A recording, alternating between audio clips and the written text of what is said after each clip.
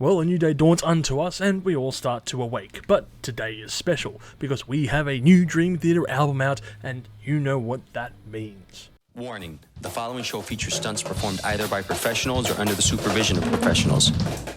This album is one of the most anticipated records to not only come out by the band, but for the year in general, and it's certainly high up on my list. So when I had the chance, I certainly jumped in with both feet to listen to this effort. And the opening track is very interesting, with its alarm clock sounding, pauses, and it was very jarring but curious. In fact, I got vibes that it sounded like Ginger in some cases, which is obviously a bit ironic considering that Ginger also released a new album on the same day. So what's this going to be? A concept record? What is it the band are alluding to? Well, both of the answers should be very obvious, as the answer is yes to both, because it's Dream Theater and Morpheus is the Greek god of sleep. So let's dive in.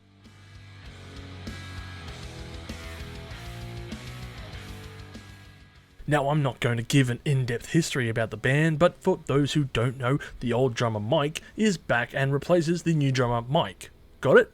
Good, because that's all you need to know. Also, Mike is the goat behind his 400-piece drum kit. Seriously, I'm pretty sure his drum kit operates in different time zones because of the size of that thing, and also the complex nature of his fills. Drummers will get that pun.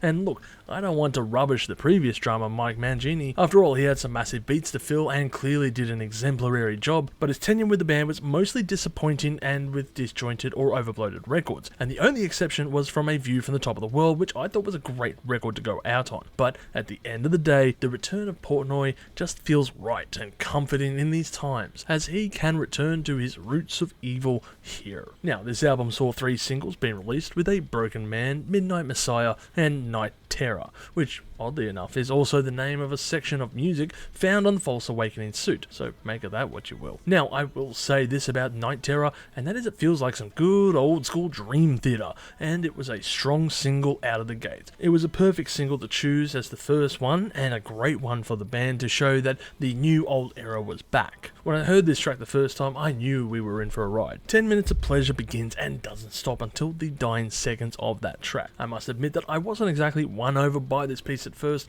but after another playthrough, hell yeah, the hooks were in and I loved it. As for the following single, A Broken Man, I did not exactly enjoy this piece. It feels like it goes through the motions at parts, and I must admit, I didn't really care for this single. When it came to Midnight Messiah, I must admit that I was a little bit dubious in regards to the vocal section. I know that James's vocals have been the point of contention within the fan base lately, and that's what happens when you get older. But I have to wonder just how much scrubbing or production was added to this tune, or album, because there is a bit of strain in the higher registers, and it's not exactly that high. And of course, there is also a lot of effects and tracking vocals, possibly to mask these inadequacies. Anyway, I'm not going to mull over this too much, instead I'm going to let the comment section argue over this point. Now, in preparation for this review, I decided to go back and listen to every single Dream Theater album in 1 week, which is either a crazy undertaking or a week well spent, depending on which side of the fence you sit on as far as the band's concerned. I have to say that that was quite a ride and quite enjoyable to revisit some of these records, some of which I haven't listened to in quite a few years.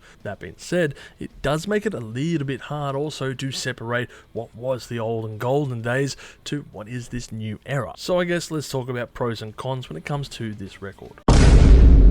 Mike Portnoy's drum fills are as amazing as ever, and he once again shows us why he is the GOAT with his skill set. And once again, it's great to have him back, especially considering he is one of the founding members of the band. It's also great to see another 20-minute track being pumped out by the band. We all love Dream Theater for their music, but we all love Dream Theater, let's admit it, for their long songs. However, that's about it when it comes to the pros.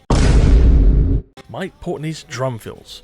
It feels like he has to overcompensate for his time away here, and while being amazing, these fills can become exhausting over the album's 70-minute runtime. And yes, that is also another con, I would almost say, for this record. It is 70 minutes, which kind of is the norm for the band, but can get very tiresome. Also, the album sound is very muddled and even quiet in some sections, almost bordering on bad production sound levels, which seems rather odd because this album continues its tradition of having John Petrucci as the producer, and of course, once again, he is retained here. However, Portnoy is not, and this is the first time since Falling Into Infinity that he is not a co-producer on an album that he is on for Dream Theater.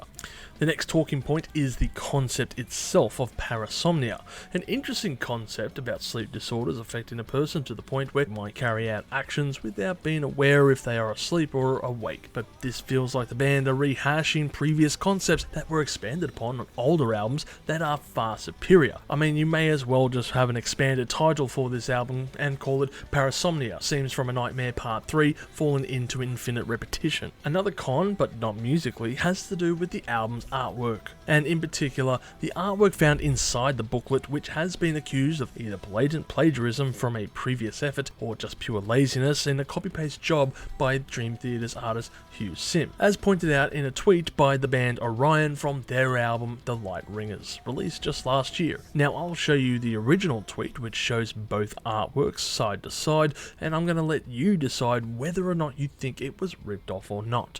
However, the main talking point is that Hugh Sim himself has not got a very good record when it comes to his art, and it's just not exactly a good look. I guess walking into this album, my expectations were extremely high, and one or two of the lead singles were pretty good, but they weren't exactly engrossing. Unlike previous efforts within the band's camp, I had songs that I could instantly latch onto. However, this was not really the case on this album. It almost feels like the band has lost something over its years, whether that is playing catch up with the return of Mike, or the skill set of writing impressive hooks that tend to rely on the bludgeoning riffs these days more than anything. Now I understand that Dream Theater are a progressive heavy metal band, and I know what the word metal entails, but it's almost like they forgot what the first word in that genre is about, and as such, this album lacks a lot of melody, which is what made their sound truly unique to begin with. Just changing time signatures 20 times in a song isn't interesting. Instead, you require a dynamic change to help maintain intrigue during the journey. For example, their song The Count of Tuscany is enthralling, not because of just the storytelling, but the musicianship as well, and changing styles throughout that really help highlight this journey. Instead, the band just seems to give way to all of that, and instead just pushes the throttle up to 100% for metal. Now I get it, the band have done this in the past and made it work, for example with Train of Thought,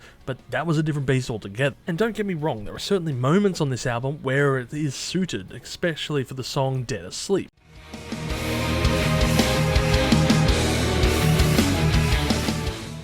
But when you reach this last track, Shadow Man Incident, and its 20-minute duration, it just becomes rather one-dimensional and instead feels lackluster for its duration that borders on repetitive respite that makes for dull listening. Overall, I'm going to give this album a score of 6 million chilies on the spicy scale, with my favourite tracks being Bend the Clock, Dead Asleep, and Night Terror. Maybe the band has slipped gears here due to, well, I don't know, reasons. But it's not as if this has happened overnight either. This has been made obvious from my revisiting of their back catalogue and the gradual decline into mediocrity. I thought they could get a new gust of wind in their sails here, but maybe it would require a second take to get the ball truly rolling again. Then again, maybe they won't be able to recapture that original sound. After all, that was a younger band from a different time, and this is now the older band in a new era. I guess fans, however, can rejoice with the reintroduction, of course, of the new old lineup, because of course everyone wants to see Dream Theater and of course Mike Portnoy, and I for one want to see Dream Theater succeed again. But if I'm being honest, this album was a little mediocre, and this album is supposed to be one of the highlights of the year that I was really looking forward to. Unfortunately, it fell below the bar. Now I'll be sure to give this a few more listens, and maybe I'll come back to this later in the year. But as for you, make sure to give it a spin as always and come to your own conclusion, and of course comment below on your thoughts on the record. If you've enjoyed this content, make sure to smash that like button, subscribe to us, and stay notified for future music related content, because it keeps our manager happy at the end of the day. We are also on Discord, Instagram, Facebook, and all those other social platforms if you want to check us out. As always people, you have a great day and stay spicy.